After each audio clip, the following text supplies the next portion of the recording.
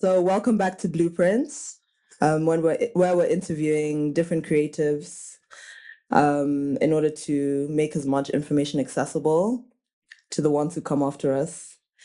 Today, today we're here with none other than Bubu Ogisi, founder and creative director of IAMISIGO.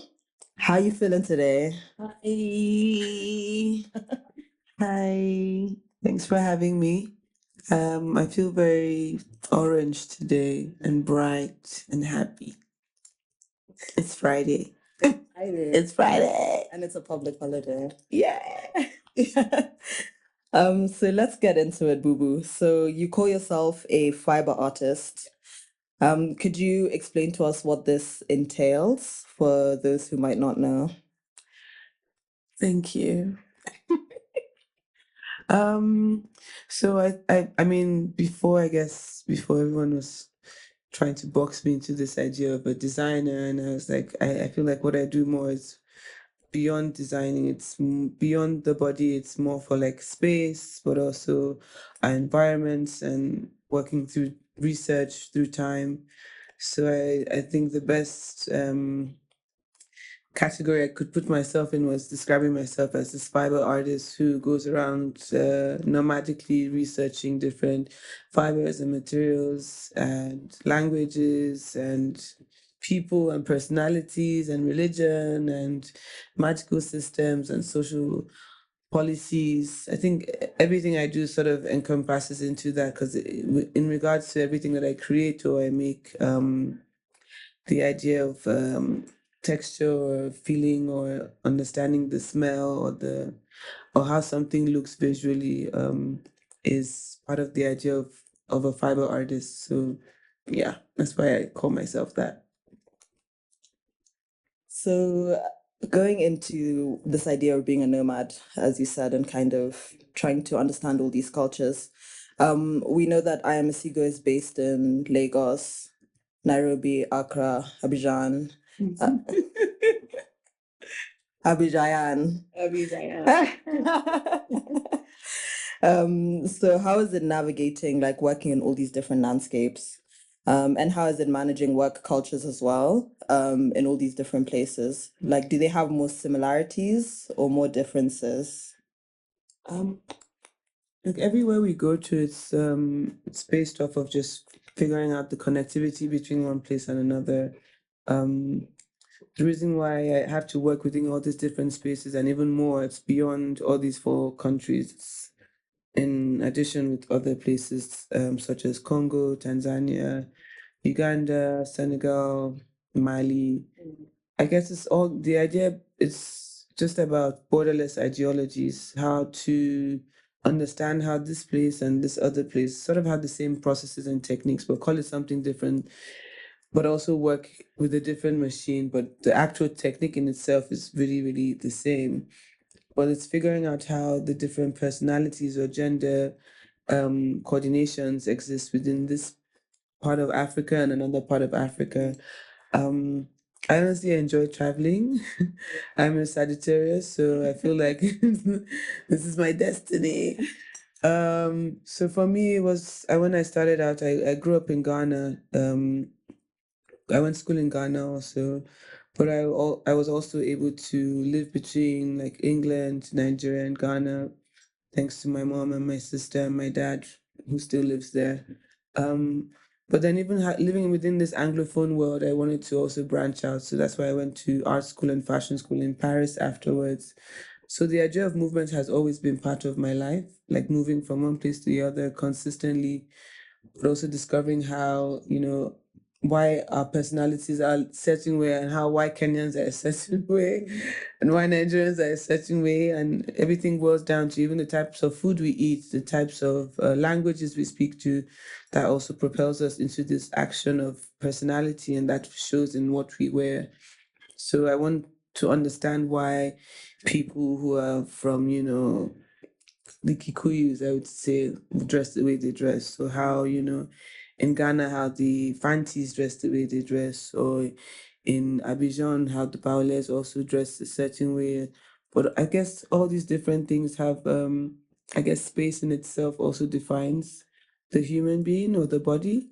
So for me, it was about how do I go into all these different spaces, but also create something that's unifying, or finding this unism in matter, unism in the fiber, because when I'm doing all these researches and going to all these places, I had to figure out, okay, this plant also grows in this other space, but why is it used differently?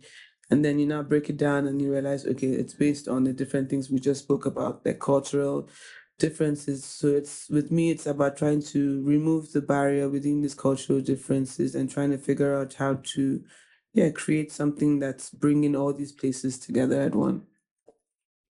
Oh, so beautiful. I got emotional. So let's kind of take it back to where you studied fashion in Paris. So on this journey that you are on now, or that you have been on, how did that education assist in it? Was this these questions that you ask yourself, were these questions you had before you studied? Were these questions that came up? I don't know how it was for you, but when I studied design in Italy, there was nothing about the African continent. Yeah. So where did these questions that you're asking yourself now like come up? And how did that education you've been through kind of assist or not assist? I guess growing up in Nigeria, you sort of realize how dressing is an important part of our attitude or our personality. And then living within other parts of Africa, you realize people don't take fashion or dressing up then as important as we do. And then going outside of Africa, and then people are telling me, oh, you guys don't have anything on the continent. And I was like, that's impossible. My mother is always making some outfits for some party every day. And it's literally, you can't get this fabric anywhere else in the world but in Nigeria, which is Ashoke. So it was really weird how also, even back then, designers weren't even trying to like focus on the idea of making things with indigenous materials or indigenously made fabrications. So for me, it was about, okay, if I need to understand why there's this discourse, I need to understand from an outside point of view also, and then come back inside and come and show them or prove to them that everybody's wrong. Um, so it was, yeah, my choice for, I mean, I had the options of going to school in America or going to school in England, but I was like, I want to understand it from a different perspective, because I think language, as I said before, is an important part of understanding things or quantifying things or trying to break down things. So I had to go to where everyone says fashion started, which is Paris. Understanding the essence of, the different aspects of how fashion has also evolved there and also spread out to the world from there, and trying to figure out, okay, this is how it's done there. I need to also go back to Africa to also continue my own exploration, because I would never have stayed back in Paris. I don't think that was on my plans, because it was like, okay, I know what I'm doing here. I know I need to go back and try and figure out how I can also implement this idea of craft making, or dividing the idea of craft and arts, but also hand making, because I think we believe in the process of our hands, and our hands tell different stories. And also through time, I think the stories of Africa was something that was really suppressed or put down on as this sad story. But it's like we have so many stories to tell. Like, why do you guys don't want to hear it? Especially through our clothing and through our outfits. We tell stories every day by the way we dress and how we look every day. So yeah, for me it was about just going there, coming back, and then showing everybody, okay, this is what we got. And this is how we can also eco-innovate and create more and more newer processes and newer techniques. And yeah, ancient things can also be brought back to life in a newer way. Yeah. And even what you say about your kind of craft being borderless, I think a lot of the world has been able to experience your work, from the architectural triennale in Sharjah, Victoria's Secrets, um, the V&A Africa Fashion Exhibition, and so much more. What would you say was kind of like a pivotal point in your career that kind of, I don't know, I don't want to say like make you feel like you made it, because I feel like success is so different in our parts of the world than like the Western idea of it. And maybe I can ask it in a different way. Like, what kind of spaces would you want to see your work in moving forward? Pivotal point. I think I'm still looking for that pivotal point. I don't think it has happened yet. I'm truly grateful for everything that has happened. Where do I see my work? I see it where it is now, which is moving through, I guess, culturally, curated spaces, sort of like museums and galleries and biennials, because I guess people who go into those spaces go into them wanting to learn and understand, but also trying to see something they haven't seen before. We're at the artisanal gallery now, which is a concept space. I like the idea of finding different nooks and crannies in different countries for where I would say my pieces can also find a safe space to harbor themselves. And I think either concept spaces or mostly museums or biennials or galleries have this safe space where people can come and learn about how I make the pieces, what I make them from, and who I make them for also.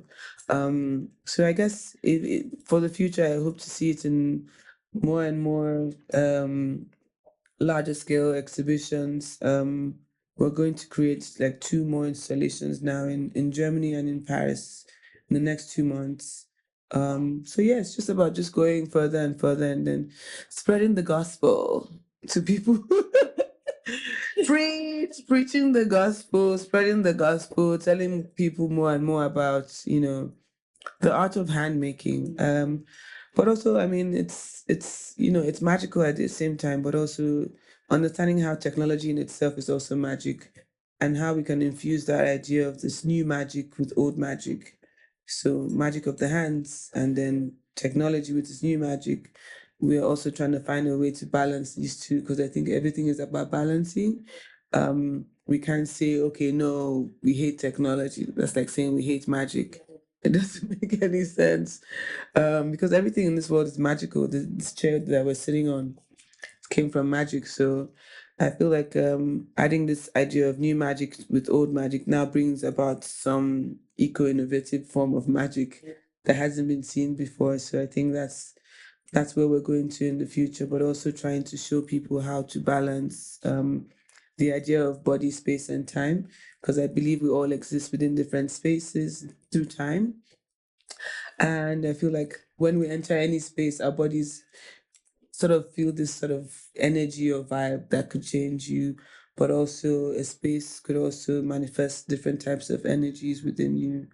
So I guess we're just continuing our process, but focusing now on the larger idea of space transformation and how the ideology of traditionally contemporary African architecture can be brought into something that's also a new way of living even though we're trying to remove ourselves from this colonial mindset and trying to be free at the same time, we also need to create an idea of being free mentally, which is the idea of decolonization through mind. So I just want everybody to just figure out like a freer way of living, a freer way of understanding, a freer way of coexisting that is embedded within like the foundation of spirituality. So yeah. You're gonna make me cry. I like that idea. What you said of seeing creation or creativeness as magic, because that's really what it is. Yeah. So we've been interviewing a lot of people who exist in this cross section between art and design, expressing themselves in literally whichever way they can. And I like what you said earlier on about like people were trying to put you in a box, but you were kind of like trying to figure it out for yourself and you stuck with that.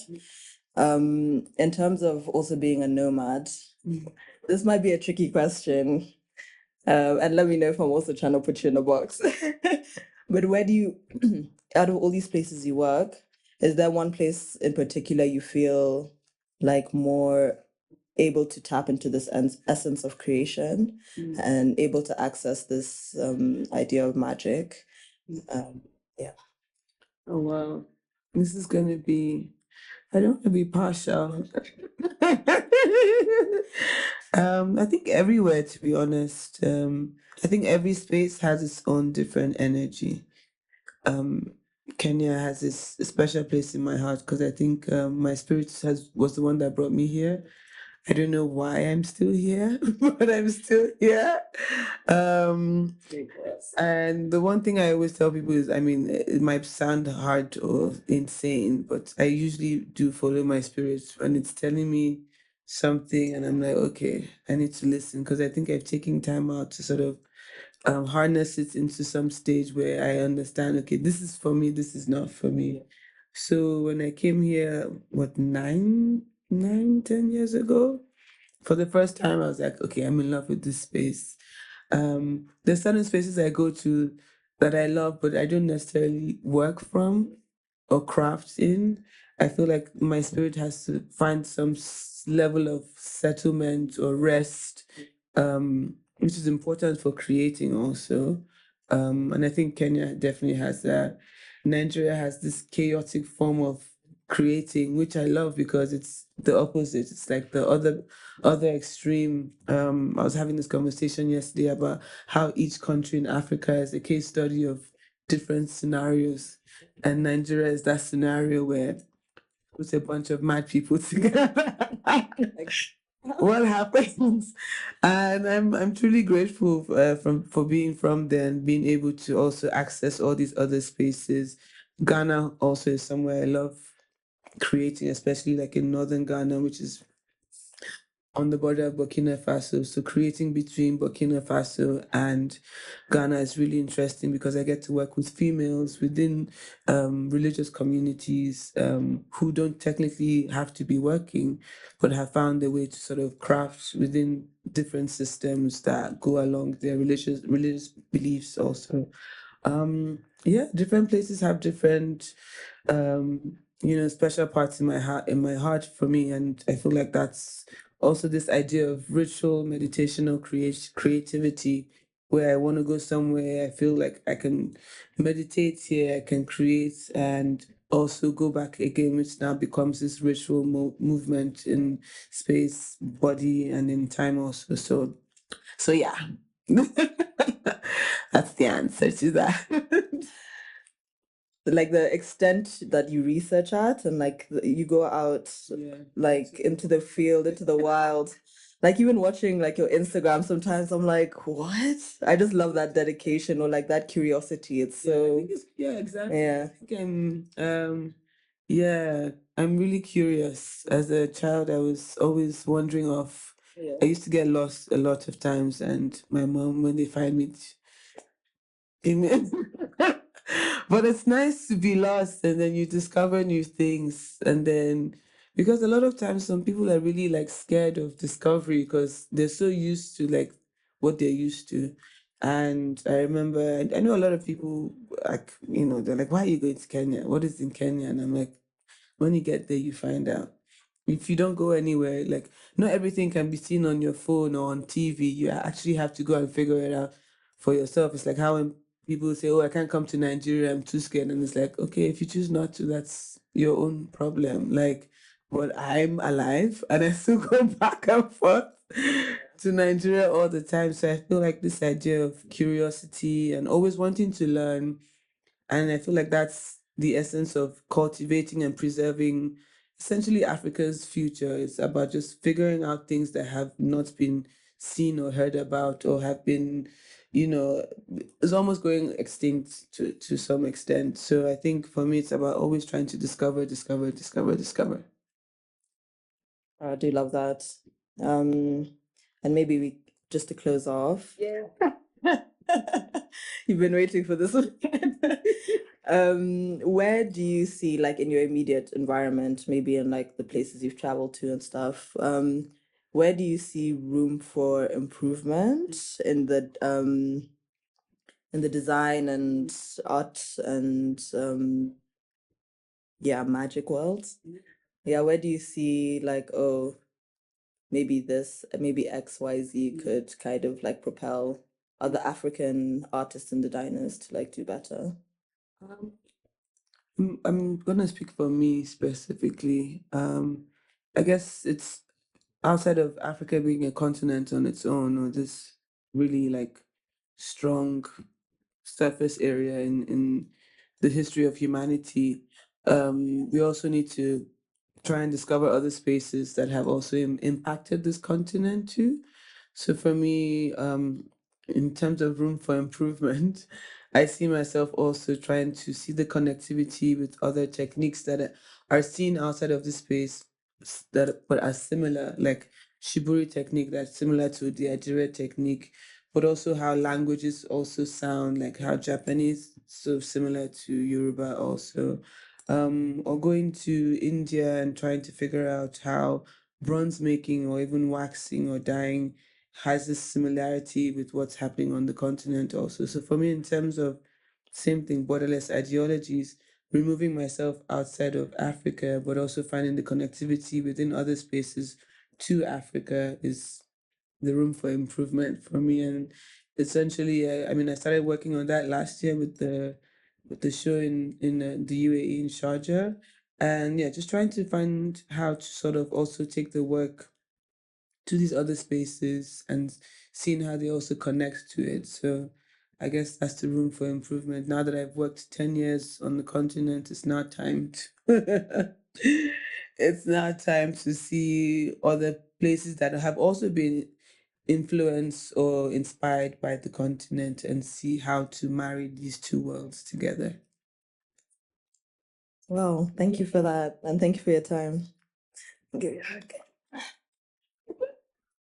Oh, Aggie wants to ask you a question. Need the mic. No.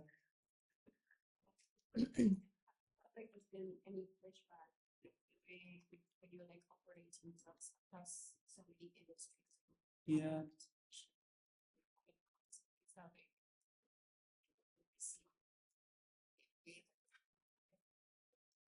Yeah. I mean, So the question was if she's had any pushback in the spaces she's existed in. Okay. I guess that's challenges, right? In doing like different things, right? I mean, first of all, I'm Nigerian, so I always believe that we can go everywhere and do anything. And first, in every four black person in the world, one is a Nigerian. Yeah. So first of all, that's my inspiration, being able to go and enter any space at any point in time. Yes, I have had a lot of people be like, "Oh, why is this Nigerian here?" I've also been like, even when I went to do research in Uganda on bark cloth, I was arrested because they thought I was a smuggler. So I've had different issues because it's they don't understand how, okay, somebody who's looking like this, why is this person here, and why is this person wanting to go research about this?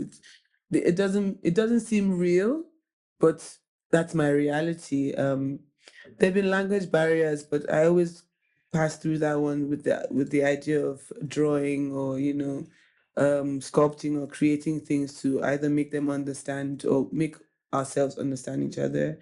um yeah, a lot of people think I do a lot, but I think if I don't do a lot, I get really bored. So I need to consistently always be doing something or discovering something new or finding out some new process or new art or new material, because I want to also implement it on the old material and see how it will mix with the old one and how to find a new one to mix with these two. So it's about, I guess there's some form of mathematics or calculation into everything that's being done, because at the end of the day, I'm not only doing this for myself, I'm doing this for the future. And I want to leave something behind that's substantial in the ecosystem of my existence through time. And if people say, okay, what did this person do they can say, okay, this person did blah, blah, blah, and brought the whole continent together in the art of design or fashion or creativity. So I guess whoever doesn't like what I do, I'm sorry. I'm sorry. But this is all I can do. Yeah. So this is me. Yay.